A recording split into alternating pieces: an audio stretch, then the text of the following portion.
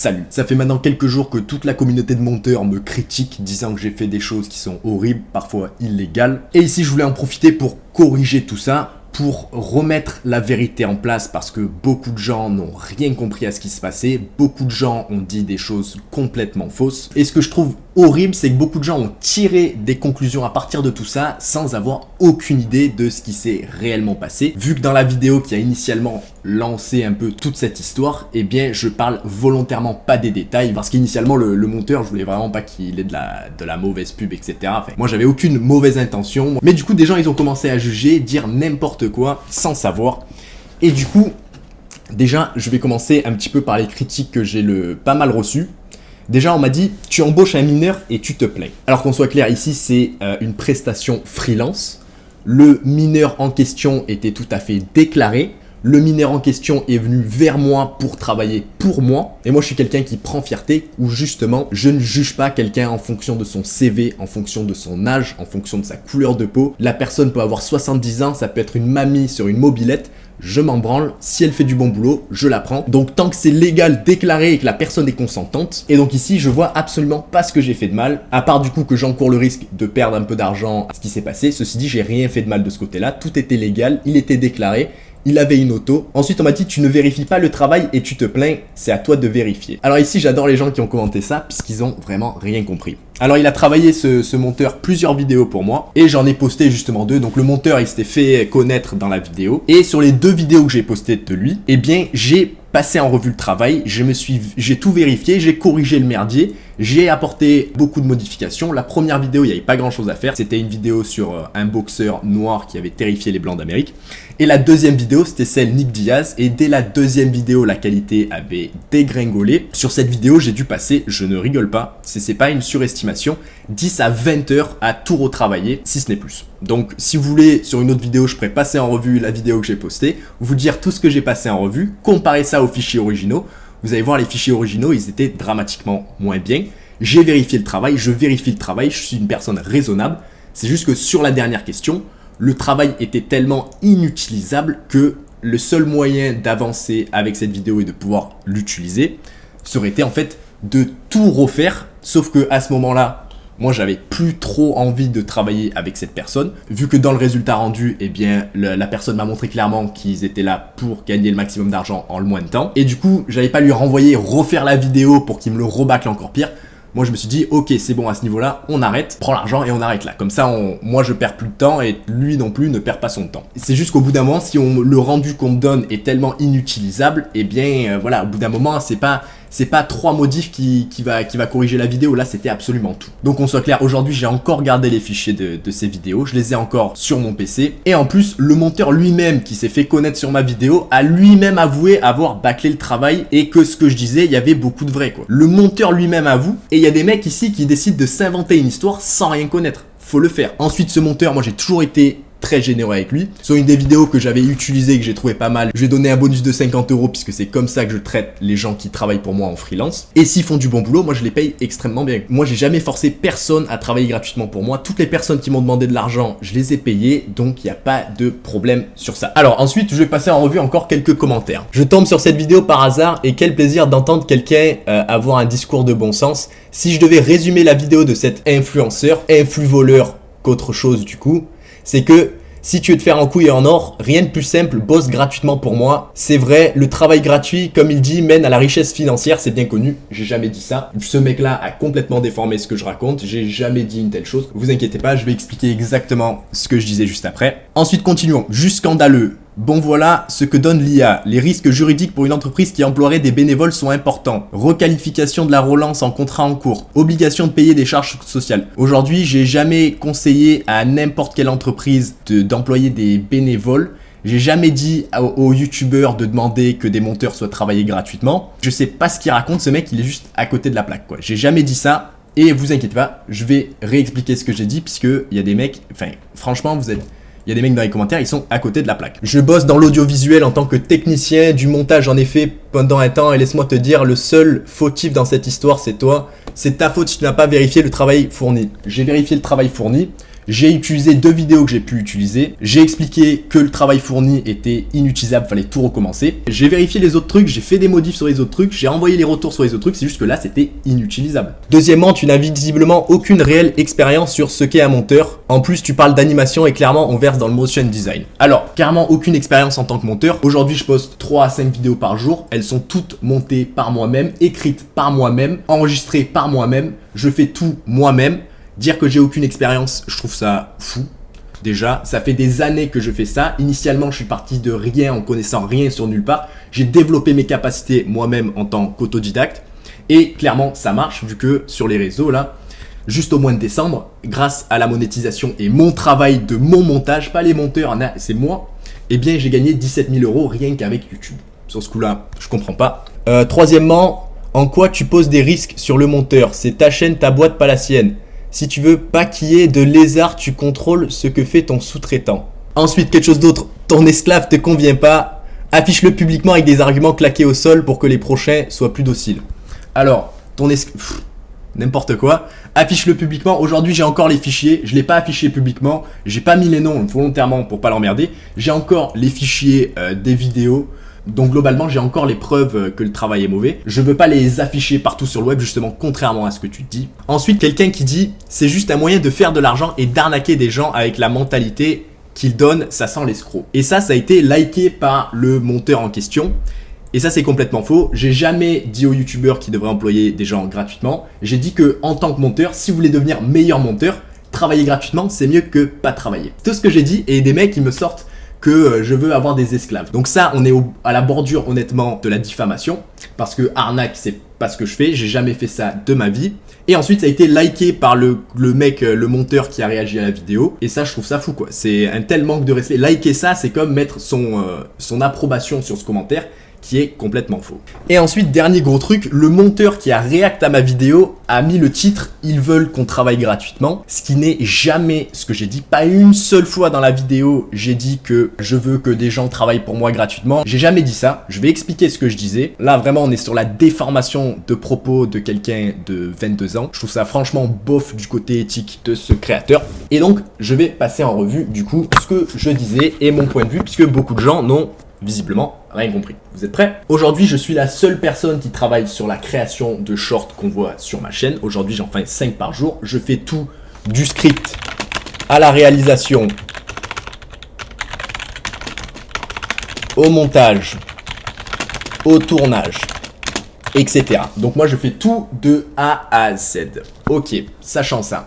Aujourd'hui, je fais plus de 150 millions de vues par mois. Je poste entre 3 et 5 vidéos par jour, ce qui veut dire que en moyenne, chacune de mes vidéos que j'ai montées moi-même fait plus de 1 million de vues. Ensuite, ça fait plus de 1 an aujourd'hui que je fais en moyenne plus de 1 million de vues par vidéo, ce qui prouve que c'est pas de la chance. Là, je dure sur les réseaux, j'ai quelque chose, je sais, je connais la recette et j'arrive à l'appliquer. Grâce à ça, grâce aux shorts que j'ai réussi à monter, aujourd'hui, au mois de décembre, rien qu'avec YouTube, j'ai gagné une somme de 17 000 €. Vous allez voir, ça va être important pour la suite en tant que monteur. Aujourd'hui, j'ai une chaîne YouTube à 1,3 million d'abonnés. J'avais un compte TikTok à 750 000 abonnés. J'ai un compte Insta à plus de 200 000 abonnés. J'ai aussi recréé des comptes TikTok où j'ai réussi à générer plus de 1 000 € dans la première semaine. Mais maintenant, imaginons que demain, je peux plus faire de vidéos, chaîne supprimée. Je dois devenir monteur. Donc qu'est-ce que je fais pour gagner 10 000 € par mois le plus rapidement possible? Hop, je vais prendre une chaîne, n'importe laquelle, moyenne, petite, généralement je pense petite à moyenne. Qu'est-ce que je vais faire? Je lui propose du travail gratuit pour les shorts. Ensuite, je m'occupe de tout, du script à la réalisation, au montage, au tournage, etc. pour que le créateur, il ait juste besoin de, en gros, filmer lui qui parle, sa voix. Donc déjà, tous les paramètres, je contrôle. Et le dernier paramètre que je contrôle pas, c'est sa voix. Donc qu'est-ce que je fais? Je vais aller voir ce youtubeur, je vais lui expliquer comment parler correctement pour le format short. C'est pas de la science infuse, c'est quelque chose que j'ai déjà fait avec multiples créateurs aujourd'hui qui suivent mon accompagnement. Et ensuite, boum, d'un seul coup, je contrôle tous les paramètres. Je contrôle tous les paramètres de la réalisation. Le mec parle comme il faut pour le format short. Et donc, d'un seul coup, je peux répliquer le même succès que j'ai eu sur ma chaîne à moi. Mais du coup, là, elle est supprimée, donc je peux pas. Donc, imaginons qu'elle y ont pas. Boum, j'apprends tous les paramètres de la création de vidéo à cette personne. Moi, je fais tout ça tout seul sur ma chaîne. Il n'y a personne qui monte comme moi. Moi, je pourrais faire pareil pour une autre chaîne. Je lui apprends tout comme j'apprends à tout le monde. Donc voilà, j'augmente son revenu, boum, de 17 000 € à lui juste sur YouTube. Aujourd'hui, 4 réseaux qui payent, je vous laisse faire les calculs. Sans moi, le mec avait une petite à moyenne chaîne. Avec moi, il gagne 17 000 € par mois juste avec YouTube. Et imaginons, il a plusieurs centaines de milliers d'abonnés. Et là, qu'est-ce que ça met? Oh là là, ça met dans une position avec un levier de négociation puissant. J'ai montré mes capacités, maintenant je suis tout aussi essentiel que le créateur, voire un petit peu plus. Et j'arrive à demander 10, 20, 30 000 € de salaire en générant pour la chaîne le double. C'est pas de la science infuse. Aujourd'hui, si j'avais à me lancer en tant que monteur, j'ai une longueur d'avance puisque je sais comment agir sur le paramètre le plus crucial chez les youtubeurs et les gens qui travaillent sur le réseau, c'est-à-dire comment générer de l'argent avec les réseaux. Et donc voilà, si tu as augmenté le revenu d'une chaîne de 50 000 € par mois, crois-moi, tu peux demander 10 000 € par mois de salaire et le mec va être content, il va sauter de joie à l'offre. Tu peux demander bien plus. Donc comment ça se fait que moi, il y a 22 ans, je peux gagner 10 000 € par mois en tant que monteur, alors que beaucoup de monteurs plus âgés que moi ou quelqu'un du même âge que moi, eh bien ils vont pas pouvoir demander autant. C'est quoi la différence entre moi qui peut gagner 10 000 et les autres? Quelle est cette différence? Ça s'appelle l'expertise. Moi aujourd'hui, j'ai développé tous les aspects de la création de vidéos, je les ai travaillés que j'en peux plus, et maintenant j'ai développé l'expertise pour pouvoir faire des vidéos qui peuvent être demandées plus d'argent, d'accord? Et comment est-ce que j'ai développé cette expertise? En travaillant gratuitement pour ma chaîne. Moi je veux devenir youtubeur, donc qu'est-ce que j'ai fait pour développer cette expérience? J'ai travaillé gratuitement pendant plus d'1 an, pas un mois, plus d'1 an, gagné zéro, d'accord? Juste à travailler des vidéos gratuitement en boucle sans aucune utilité pour développer l'expérience pour ensuite gagner de l'argent. Donc j'ai travaillé 1 an gratuitement parce que je veux devenir youtubeur, j'ai travaillé 1 an gratuitement sur ma chaîne pour devenir youtubeur. Si je voulais devenir monteur, j'aurais travaillé 1 an gratuitement pour d'autres youtubeurs en tant que monteur. Sauf que maintenant on va faire l'autre scénario. Imaginons, j'ai la mentalité que beaucoup de gens ont dans les commentaires là, et je me dis, oh là là, travailler 1 mois gratuitement, non, il faut de l'argent, c'est de l'esclavagisme, etc. J'en sais rien. Eh bien aujourd'hui j'aurais pas eu cette expérience et aujourd'hui je ne pourrais pas demander autant d'argent. Donc aujourd'hui en tant que monteur, le message de ma vidéo de la dernière fois que tout le monde a soit mal compris soit fait exprès de mal comprendre, c'est que votre capacité la plus importante c'est votre expérience, ce que vous savez faire, vos capacités sur le truc. Et c'est ces capacités qui vont te permettre de pouvoir demander des plus gros salaires. Et donc faut réaliser que si vous voulez beaucoup d'argent, faut développer les capacités, sauf que généralement les gens n'ont pas ces capacités là. Donc comment acquérir les capacités? Vous avez deux choix en tant que monteur, soit travailler une fois par mois 50, 100 € pour un client et faire une vidéo par mois, ou sinon vous pouvez faire l'option Rémi, travailler 10 heures par jour sur des vidéos gratuitement, travailler gratuitement dans l'optique de développer ses capacités, et ensuite une fois que vous avez les capacités, vous pouvez ensuite demander des sommes nettement plus grandes, comme moi je pourrais demander des sommes franchement faramineuses. J'ai compris que l'utilité en tant que monteur c'est soit ramener des clients, soit ramener de l'argent à travers les vues. Je fais ramener de l'argent à travers les vues extrêmement bien, donc je peux demander beaucoup d'argent. Et voilà, c'est tout ce que j'ai dit. C'est essentiellement tout ce que j'ai dit. J'ai dit que si vous voulez devenir bon monteur, il faut développer vos capacités. Pour développer vos capacités, vous pouvez attendre que vous faites employer par un mec tous les mois qui va pas vous reprendre vu que vous n'avez pas les capacités, ou vous pouvez décider de juste soit travailler gratuitement pour votre chaîne comme j'ai fait, soit pour des autres, juste vous amuser sur le montage et essayer de développer ses capacités. Je n'ai jamais dit que les monteurs ne devraient pas demander une rémunération. S'ils ont l'expérience, ils devraient demander une rémunération. C'est juste que 99% des monteurs, et les mecs dans les commentaires en font probablement partie, eh bien ils n'ont pas les capacités pour demander des gros salaires. C'est aussi simple que ça. Et donc les gens ont essayé de déformer mes paroles, disant que je veux que les monteurs travaillent gratuitement, comme le titre de la vidéo du mec, qui est franchement faux. J'ai jamais dit ça. C'est de la déformation de parole juste pour acquérir plus de vues et avoir un titre plus aguicheur. Ensuite, je vais passer en revue, mais moi, quand je passais en revue les commentaires, j'en pouvais plus. Les mecs, ils ont regardé la vidéo du mec et ils ont tous tiré la mauvaise conclusion. Si moi, un jour, je fais une vidéo où j'explique les maths à des enfants de 2-3 ans et que la conclusion générale de ma vidéo, c'est que 1 + 1, ça fait 3, je commencerai à me poser des questions sur comment je délivre mes paroles. Et là, dans les commentaires, tout le monde était à côté de la plaque. Et non seulement ça, le créateur en lui-même va liker des commentaires qui me disent que ma mentalité sent l'escroc, quoi. Alors que j'ai jamais escroqué personne. Alors ensuite, je vais passer en revue quelques autres critiques, là, juste parce que je trouve ça drôle que les gens ont tellement mal compris. Faire peser le risque sur le monteur et moins sur les créateurs. Certains ont dit qu'on ne peut pas faire ça légalement, porter le risque sur un employé. Alors ici, jamais d'employés. Ici, dans le monde de l'internet, c'est pas des salariés, c'est des gens qui travaillent en tant que freelance. Aujourd'hui, ces gens-là, c'est eux qui viennent me contacter moi. Ce qui met moi en position plus de force, c'est du coup aux monteurs de commencer à faire des galipettes, commencer à expliquer pourquoi eux, ils devraient être pris, et non pas le créateur qui devrait expliquer pourquoi le monteur devrait travailler pour eux. Et puis d'ailleurs, petite anecdote qui a rien à voir, quand j'avais posté ma vidéo initiale sur les monteurs, il y a plusieurs créateurs qui sont venus me voir, des créateurs qui sont gros, des créateurs qui ont eu des travails avec des monteurs, et qui m'ont dit exactement comme moi, qui m'ont dit qu'ils étaient tout à fait d'accord avec tout ce que je racontais dans la vidéo, et qu'ils avaient trop peur d'en parler publiquement, vu que derrière, t'as des mecs qui vont faire des vidéos réact de 2 heures, où ils déforment tes paroles sur le titre. Donc voilà, moi tout ce que je disais dans la vidéo, c'est que si tu veux gagner beaucoup d'argent en tant que monteur, il faut développer ses capacités. Pour développer ses capacités, il faut faire les répétitions. C'est comme la musculation. Si tu veux avoir des gros muscles, faut aller à la salle, faut faire les séries, faut faire les 3x10. Et si tu fais assez de 3x10, tu finis par avoir des gros muscles. Montage vidéo, pareil. Si tu fais pas les 3x10, tu vas être encore un débutant. Et donc tout ce que je disais, c'est que les monteurs devraient essayer de faire les 3x10. Si vous pouvez réussir à vous faire les 3x10, tout cet entraînement payé, faites-le. Si vous n'avez plus l'occasion d'avoir des trucs payés, faut pas oublier que le truc le plus important, l'atout le plus important en tant que monteur que vous avez, c'est vos capacités. Et donc si vous cherchez à développer vos capacités, c'est mieux de travailler gratuitement que pas travailler du tout. Alors ensuite on a Simon Boro qui répond travailler pour un grand influenceur, la blague quand on voit que certains grands influenceurs ne sont pas d'accord pour payer 50 € l'édition d'un short de 1 minute. On oublie avec la plupart des influenceurs. Aujourd'hui si tu veux te payer 300 à 600 € pour un short, il faudrait que ce short sur YouTube fasse entre 6 et 12 millions de vues. Mes pronostics, c'est que toi, Simon Boro, si tu postes un short, tu ne vas pas faire 3 à 6 millions de vues. Donc, les maths ne mathent pas là. Donc, oui, tu as 50 € le million de vues. Si tu arrives à te faire payer 50 € par short, c'est que généralement, tu rapportes plus d'1 million de vues. 50 € pour un short, c'est pas mal. Un stage bénévole comme au collège tant qu'on y est. J'ai jamais dit que des youtubeurs devraient employer des monteurs gratuitement. Les gens ont juste déformé mes propos, répondu par le créateur. Moi, c'est trop ça.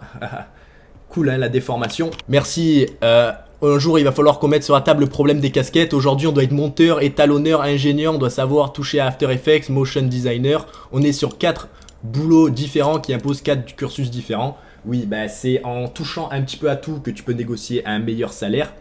Exactement comme j'expliquais, moi vu que je touche à tout, je peux négocier, je touche à la totalité de la création de vidéos de A à Z. Je peux demander des sommes faramineuses comme plus de 10 000 € par mois. Parce que j'arrive à générer plus que ça pour des chaînes. Si tu veux garder que ta casquette de monteur, tu peux, mais il va falloir accepter que bah, du coup tu es moins payé quoi. Aujourd'hui sur la création de vidéos, si le mec doit payer un monteur, un ingé son, un cadreur, un machin, il faudrait que la vidéo fasse des millions de vues, il faudrait être Squeezie pour que la vidéo soit rentable. C'est possible, mais des Squeezie, il n'y en a pas 36 quoi. Donc pour la majorité des monteurs qui galèrent à avoir des clients, je vous conseillerais d'essayer de toucher un petit peu à tout, vu que ça pourra se traduire en plus d'argent plus tard. Donc voilà, pour finir, roasting sauvage, là ce que j'ai pas aimé, c'est comment tu as simplement déformé mes paroles avec ils veulent des monteurs gratuits. J'ai jamais dit ça, j'ai dit qu'en tant que monteur, si vous voulez devenir meilleur, travailler gratuit c'est mieux que pas travailler. Ça c'est ce que j'ai dit. Mais maintenant, ils veulent des monteurs gratuits. Ça, c'est ce qu'ils ont mis. Ça, en plus, là, avec le réact de 2 heures, tu as vu la totalité de la vidéo. Tu as fait le choix de déformer mes paroles pour chercher plus de clics sur un gamin de 22 ans. Ok, si tu veux. Donc voilà. Donc moi, ce que je te propose, c'est que NC4, là, on voit ça par message, ok. On fait un interview, d'accord, que je poste sur ma chaîne. Si tu veux, tu peux le filmer de ton côté, quelque chose comme ça. Parce que le fait qu'il y ait autant de gens qui arrivent à tirer des conclusions et des critiques sur des choses que j'ai pas dit, je trouve ça faramineux. Je te renvoie vers la vidéo des mathématiques. Si je fais une vidéo sur les mathématiques et que la majorité des commentaires me sortent 1 plus 1, ça fait 3, je commencerai à me poser des questions. Donc moi ce que je te propose, c'est qu'on organise ça un petit peu derrière la scène, un petit appel où tu m'expliques, tu essaies de justifier aussi pourquoi avoir mis un cheat comme ça qui déforme ce que je raconte. Ça je trouve ça fou. Et juste voir où ça va et puis un petit peu défendre tes idées quoi, tout simplement. Et honnêtement, je sais pas exactement comment tu vas pouvoir justifier, maintenant ils veulent des monteurs gratuits en mettant ma gueule, comment tu peux justifier que c'est pas de la déformation de mes paroles. Sachant que du coup, vu que t'as fait 1h30 de réact, t'as passé plus de temps sur cette vidéo que moi j'ai passé dessus, tu connais mes mots probablement mieux que je me connais mes propres mots. Pourquoi déformer? Franchement, c'est honteux. Tout ça pour attirer plus de clics. Bravo, c'est réussi. Ok. Sur ce, c'est tout. Peut-être qu'il y aura une partie 3, peut-être pas. Ça dépend en gros en fonction des réponses, etc.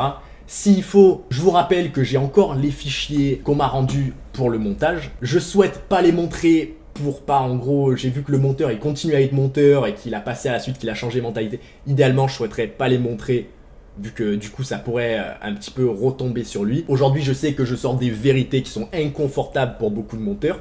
Je pense que beaucoup de monteurs se trompent sur leurs capacités, pensent qu'ils sont meilleurs que ce qu'ils sont vraiment. Et parfois, la vérité est gênante. Aujourd'hui, il faut savoir se placer par rapport au marché, l'offre et la demande, où vient l'argent. Il faut se poser des questions sérieuses comme ça, qui sont parfois inconfortables. C'est ce que j'ai essayé de faire avec ma vidéo initiale. Visiblement, les monteurs n'ont pas vu le message. Sur ce, allons-y. Ciao.